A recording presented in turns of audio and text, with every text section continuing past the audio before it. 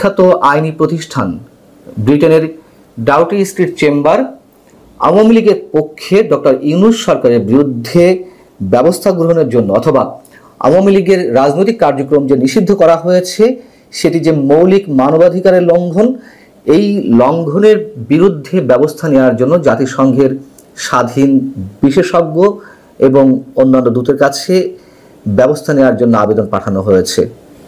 কারা আবেদন পাঠিয়েছেন? ডাউটি স্ট্রিট চেম্বারের অন্যতম প্রভাবশালী দুই সদস্য, একজন স্টিভেন পাউলস কেসি আর একজন হচ্ছেন অ্যালেক্স টিনসলি। তারা দুইজন এই আবেদনপত্র পাঠিয়েছেন এবং স্টিভেন পাউলস কেসি সম্পর্কে বলতে গেলে ছোট করে বলতে হয় তিনি আন্তর্জাতিক অপরাধ এবং আন্তর্জাতিক মানবাধিকার বিষয়ে বিশ্বজোড়া খ্যাতি সম্পন্ন একজন আইনজীবী, আর অ্যালেক্স টিনসলি তিনিও আন্তর্জাতিক মানবাধিকার, সমুদ্র আইন, ইন্টারপোল এবং প্রত্যর্পণ বিষয়ে বিশেষজ্ঞ। এই বিষয়ে বলার আগে আমি একটু ডাউটি স্ট্রিট চেম্বার সম্পর্কে একটু ছোট করে বলতে চাই। ডাউটি স্ট্রিট চেম্বার সম্পর্কে এর আগেও আমি আপনাদেরকে জানিয়েছি, আর একটু মনে করিয়ে দিই। এটি ব্রিটেন ভিত্তিক একটি আইনি সহায়তা প্রতিষ্ঠান। ফৌজদারি বিচার, পাবলিক আইন, অভিবাসন, কর্মসংস্থান, মানবাধিকার এবং নাগরিক স্বাধীনতা বিষয়ে এই প্রতিষ্ঠানটি কাজ করে এবং নিঃসন্দেহে বড় বড় মানবাধিকার ইস্যুতে তারা বিভিন্ন আইনি লড়াই চালিয়ে যান।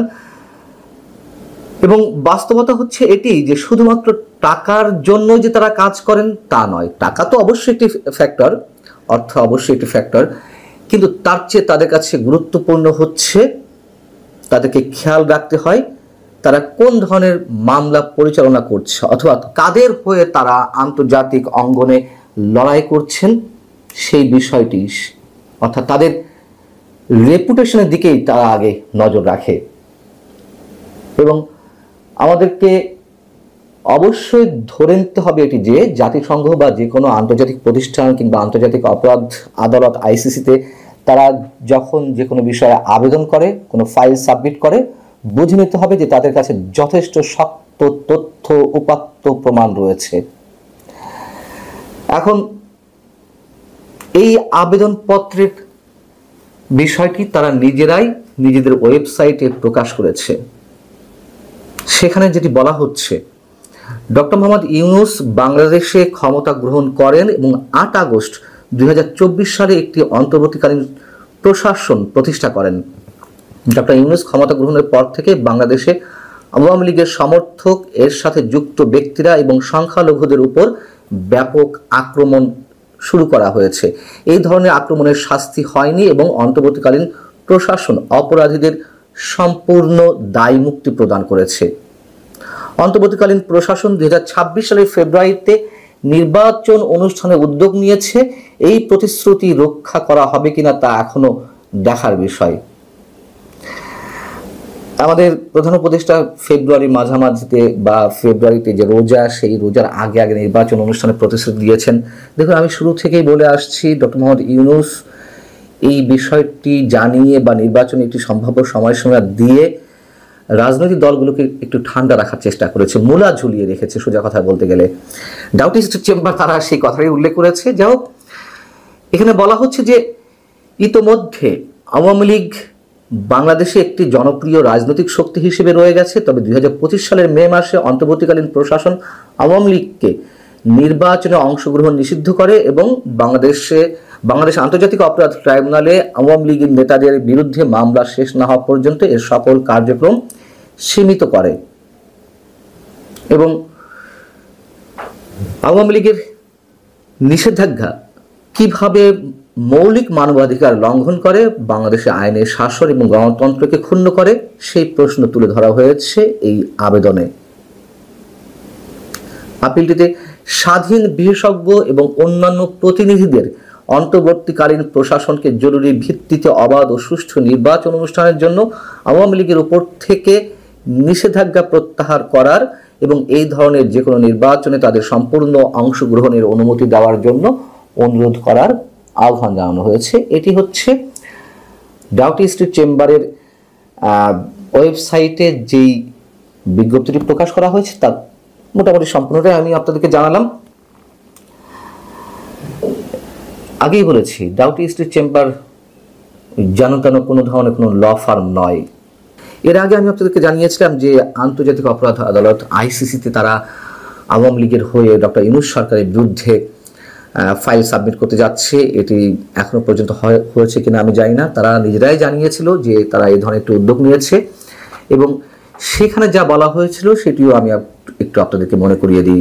8 আগস্ট 2024 ডক্টর মোহাম্মদ ইউনূস বাংলাদেশের ক্ষমতা গ্রহণের পর থেকে সাংবাদিক, পুলিশ অফিসার, সংখ্যালঘু ও প্রাক্তন সরকারি দল আওয়ামী লীগের সাথে যুক্ত ব্যক্তিদের বিরুদ্ধে বিনা উস্কানিতে অসংখ্য সহিংস আক্রমণের ঘটনা ঘটেছে। হত্যার অভিযোগে, মিথ্যা ফৌজদারি অভিযোগে নির্বিচারে কারাগারে আটক রাখা হয়েছে, বিশেষ করে সাংবাদিকদের।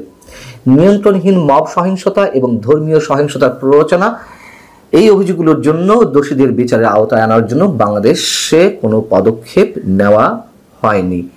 আরও অনেক কিছু ছিল যে বিষয়ে আমি বিস্তারিত তুলে ধরেছিলাম আপনাদের সামনে। আইসিসিতে ডক্টর ইউনূস সরকারের বিরুদ্ধে তারা যে মামলা পরিচালনার উদ্যোগ নিয়েছে তার অংশ বিশেষ হিসেবে। এখন বিষয় হচ্ছে যে এতে কি হবে? আওয়ামী লীগ তার রাজনৈতিক নিবন্ধন ফিরে পাবে? আওয়ামী লীগ ওপেন রাজনীতি করার সুযোগ পাবে? আওয়ামী লীগ নির্বাচনে অংশগ্রহণের সুযোগ পাবে?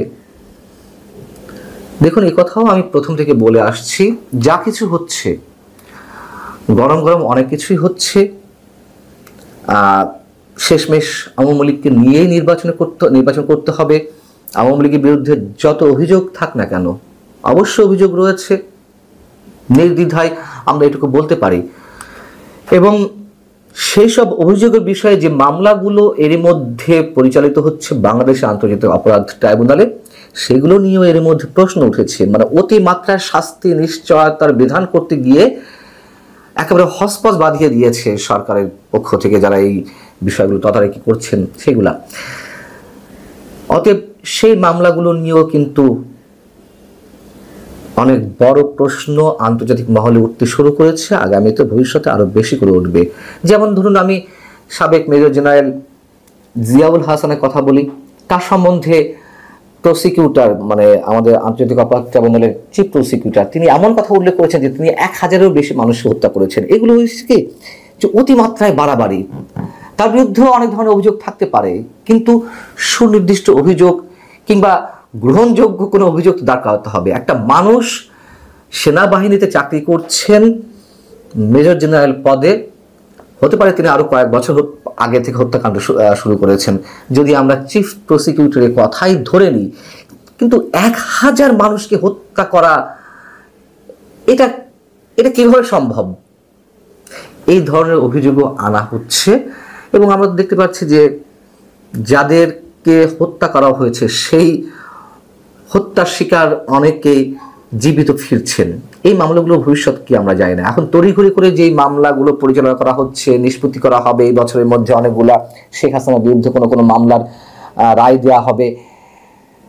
ইচ্ছাগুলো তো 1 সপ্তাহের মধ্যে রায় দিয়ে যায়, তাই না? ইচ্ছা করলে 1 মাসের মধ্যে রায় দিয়ে দেওয়া যায়। লাভ কি তাতে? সেগুলো কি কার্যকর করা যাবে?